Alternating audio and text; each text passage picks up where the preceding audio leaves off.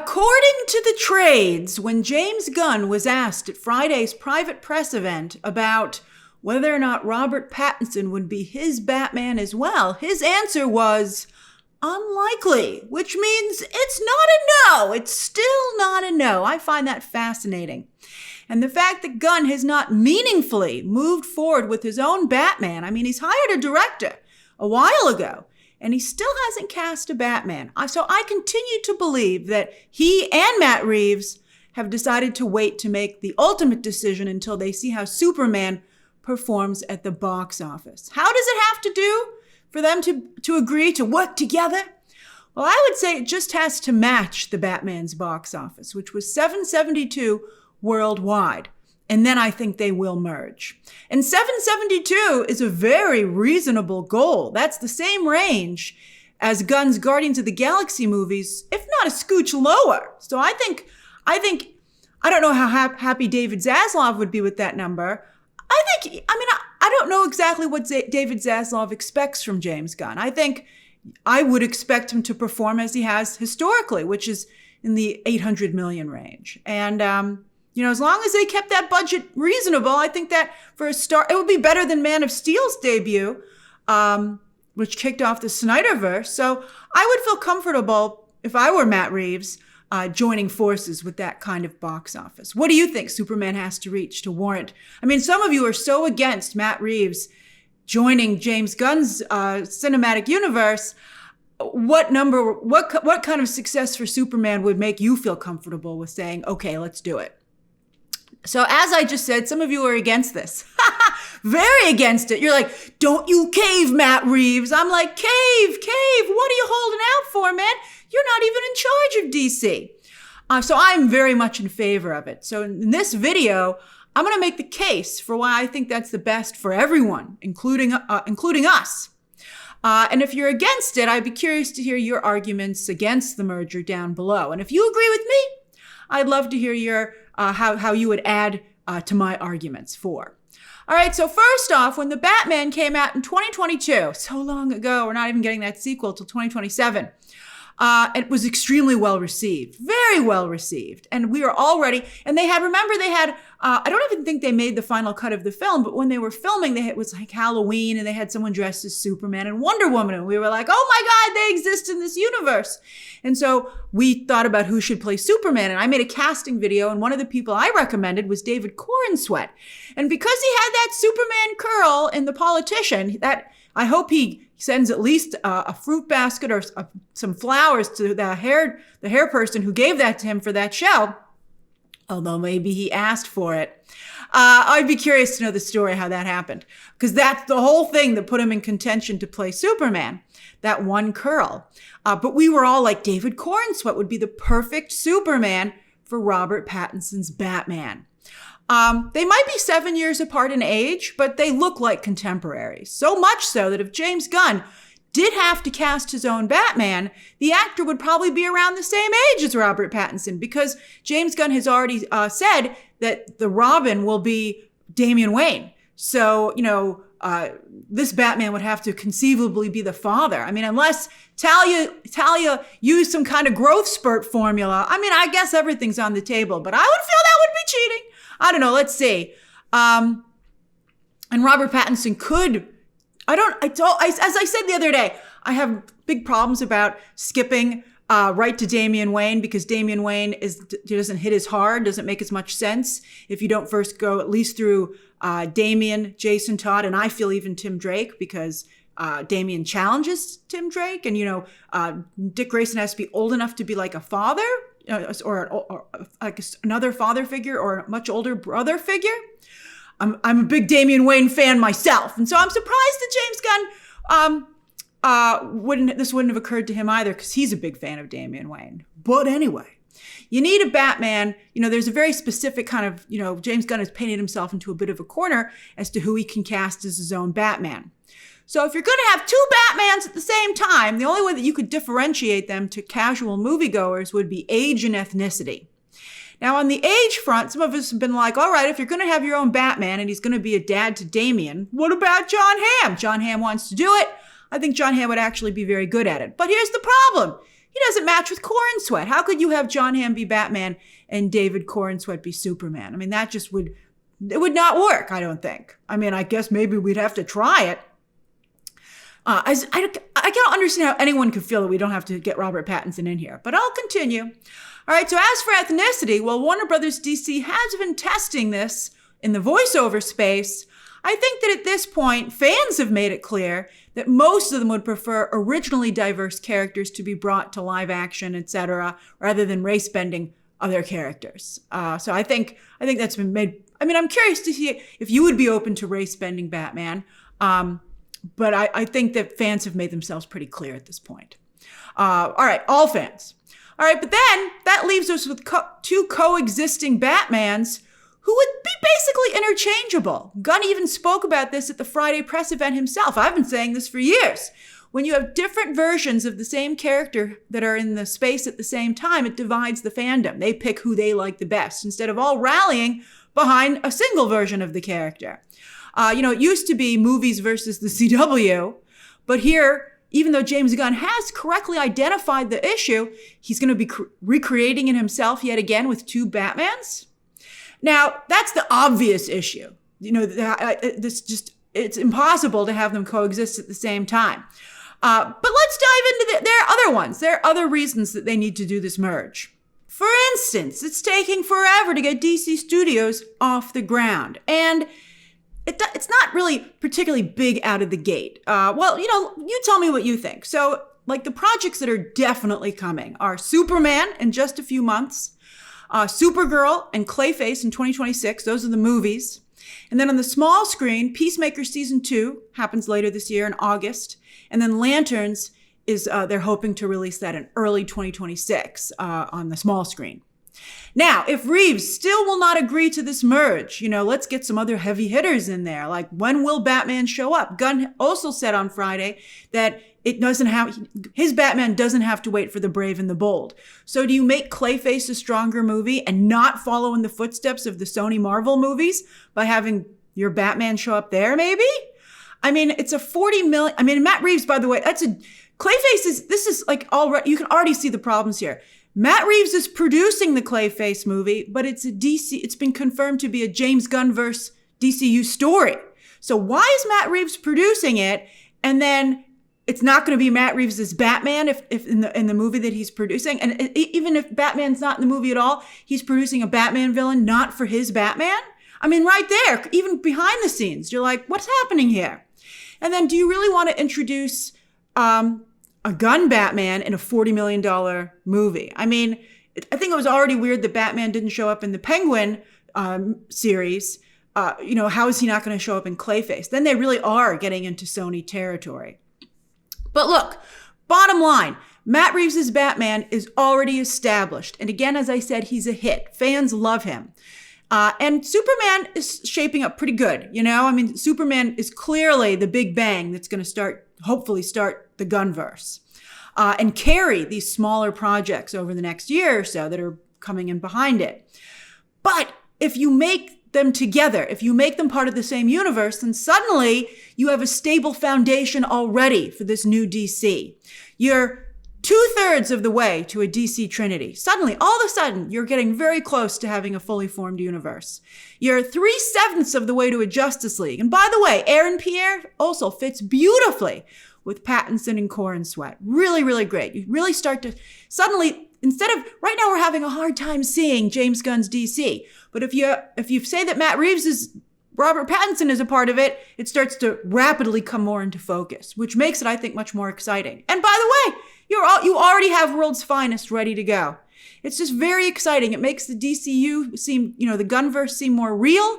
And also maybe we could stop calling it the Gunverse. We're going to talk about that. And easier to get behind. Suddenly, DC Studios would have momentum rather than feel like they're hesitating, which I think is how it feels right now. And again, that success factor, especially when it comes to DC or any franchise these days, don't underestimate the importance of a success factor and something that the fans have already decided that they love. So, as I said, so far so good with Superman, and the trailer was very well received by many fans. You know, you never know if people are watching or hate watching. I mean, I don't think anybody went crazy for the trailer, but it was the first trailer. But they didn't go crazy for the trailer the way that we all erupted when they showed that clip of the car chase and the upside down shot, you know, from the Batman teaser. That was electric. I'll never forget that. That was just an incredible moment. I think that was during Fandom, right? I mean, it was just an amazing, amazing time to be a DC fan. David Corenswet is a good Superman, but he's not a perfect Superman. He has a few flaws and that we've already noted. Not all his own fault, you know, but, you know, the character, I mean, although to be fair, there are a lot of hesitations about Robert Pattinson's Batman as well. I would love for them for Corenswet to turn out as well as Pattinson did. But I think that even the flaws that we're identifying right now, I think that we as fans would be more forgiving of them if we felt that the success of Corenswet Superman, I like calling it Corenswet Superman instead of Gunn Superman. I mean, certainly at least it's a team effort. But that would be adding to the success of a character we already love and are behind. Matt Reeves and Robert Pattinson's Batman. Like if you know, right now, Superman is having to establish everything by himself. But if he was already adding on to something that we loved, I think we'd be like, oh, well, I don't love it, but I'm so excited to see him with Robert Pattinson. And so I think it just is more, it's just a stronger position to be in. And look at the MCU. Tony Stark, Iron Man came first, and then he was joined by Steve Rogers, Captain America, who are Marvel's version of Batman and Superman. And at the height of the MCU's popularity, they even took over in the general public as to who those, you know, everybody, of course, has known Batman and Superman for a very long time, which is difficult, makes things difficult for DC. But Iron Man and Captain America were new, and not just fans, but casual fans switched to Iron Man and Captain America. It was an incredible thing to see, and it is going to be difficult for DC to pull them back. Although Marvel's helping because they're pushing fans away. So, will DC be able to pick them up? Now, so we have a great Batman. We have a wonderful Batman. I'm very happy with Robert Pattinson as Batman. So let's establish this as a Superman being brought into it to challenge him, and where you can get excited about stories. Like that's the thing, we don't have to worry. That's one of the reasons that they've done away a lot of times with origin stories, like especially for these iconic characters. When Peter Parker joined the MCU, they didn't do his origin story yet again because they're like, we know it. Even casuals are like, we know. And I don't think they're going to be doing, they're not doing Superman's, I don't know why Gunn's changing so much comic book stuff. Let's see how it goes. But they didn't do Batman's origin. It was kind of like a year 2 kind of a situation. And I think that it's exciting to be able to just get it, to be looking forward to the stories. And so if, right now we're in a position where we're like, well, where's Batman? When's Batman going to come? How is Batman going to come? If he was already here and now Superman is here, then we can start to be like, all right, when's World's Finest going to happen? This is going to be great. I just think it puts us, allows us again to move forward. Now, yes, Matt Reeves' Batman is a world that's far more grounded than most comic book movies, right? But that's fine because Batman and Superman have always had a contrasting dynamic.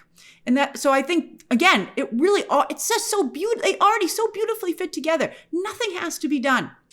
Now, some of the Batman fans would argue that this version of the character would never be able to work in a far-fetched world. But I certainly hope that's not true. You should hope that's not true because that means he's going to be extremely short-lived. Because in today's Hollywood, because in today's Hollywood, casual moviegoers are only willing to go to the theater for a big bang for their buck. And if all of Batman's stories are crazy grounded, well, then they're going to say, especially after The Penguin, oh, be careful of the curse of expanding your franchise into streaming. They'll start to get used to watching those stories at home. But I mean, the rumor is that Matt Reeves is going to do Mr. Freeze. I don't want a realistic Mr. Freeze. He needs to be in the cryo suit with a freeze gun, making it snow, making it rain, making it snow. That's what I want to see. Jeremy Strong. One of you suggested Jeremy Strong. That's what I want.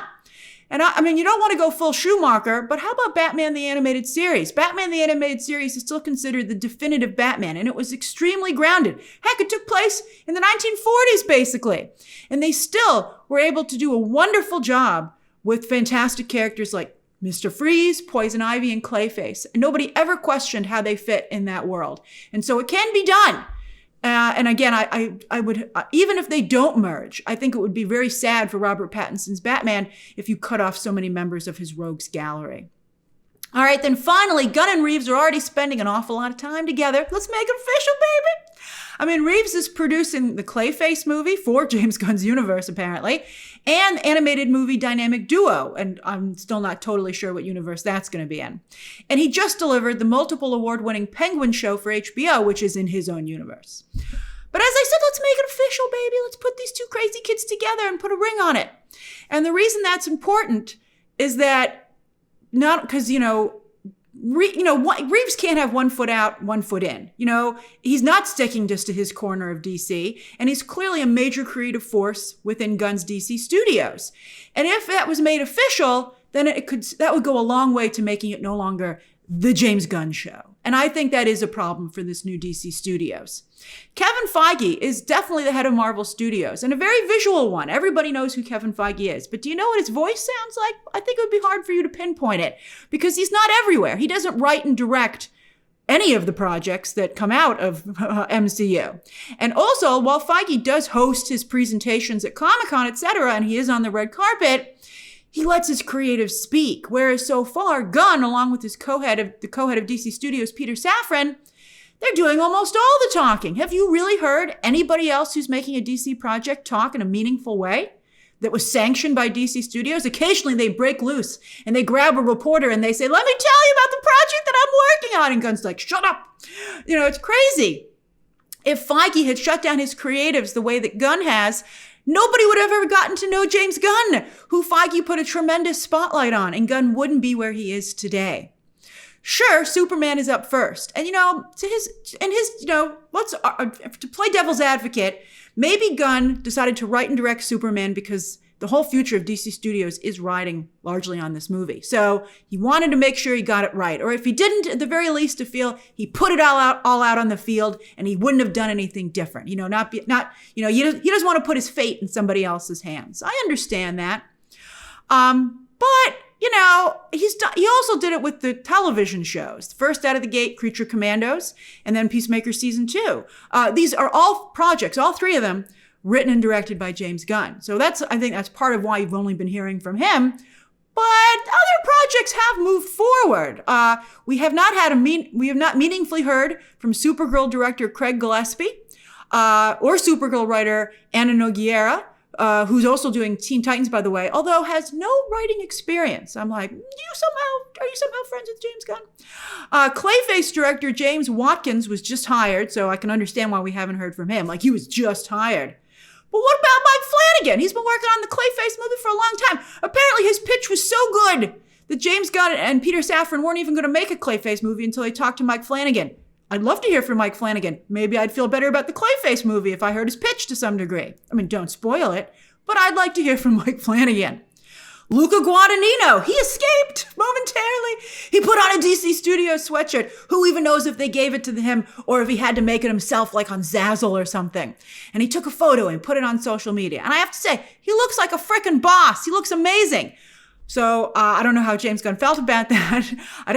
Did James Gunn share that? Did he retweet that? He certainly retweeted his own comic book cover. But anyway, I hope that we get to hear from Luca Guadagnino soon. Although we discussed this the other day on the live stream, but I agree with you guys that this is just the wrong project. Sergeant Rock is the wrong project for Luca Guadagnino.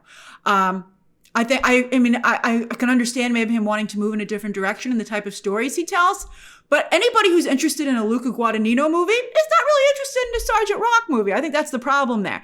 The other day we came up with Nightwing, or some of you said X-Men. Those are all much better matches for Luca Guadagnino. But oh well, we're getting Luca Guadagnino Sergeant Rock. Apparently the script's really good from Justin Kuritsky's. James Gunn said it was amazing. We haven't heard from that guy either. All right, now how about Lanterns? Ozark's Chris Mundy is the showrunner, and Watchmen's Damon Lindelof is also working on this series. All of these creators' projects are either filming, just about to start filming, or are deep in pre-production, which means they're a go. We'd love to hear from these creatives, but we're not going to a Comic-Con because Gunn just revealed that DC won't have a significant presence there again this year either. And he's argued because Superman will have just opened, but what about all these other projects I just talked about and all the creatives that are involved in them and the actors? And also, we never hear from any, I mean, we hear a lot from Rachel Brosnahan for some reason, but we don't hear from any of the other, I'm glad, but why don't we hear from any of the other actors who are working on Superman? It's so bizarre. I can't even really pinpoint David Corenswet's voice. And he's Superman! All right.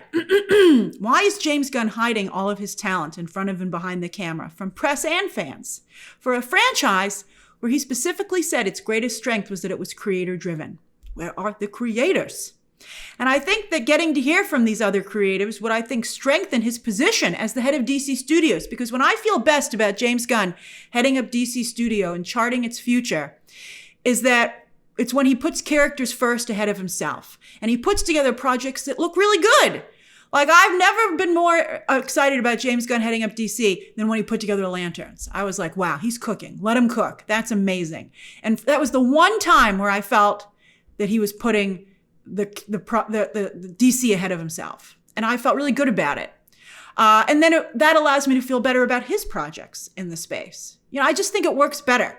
Like, that's what the head of a franchise is supposed to do. If Gunn is still the most interested in writing and directing, well, then he shouldn't have accepted the job as the head of DC Studios. It makes it seem like the only reason he accepted it was to hire himself. And so far, that's one of the main things that he's done. But again, these other projects are well put together, but they're not really on our radar because James Gunn won't let them be on our radar. Now back to Matt Reeves. He's not just working on one other DC Studios project. He's working on a ton of other projects. He's doing the most after James Gunn.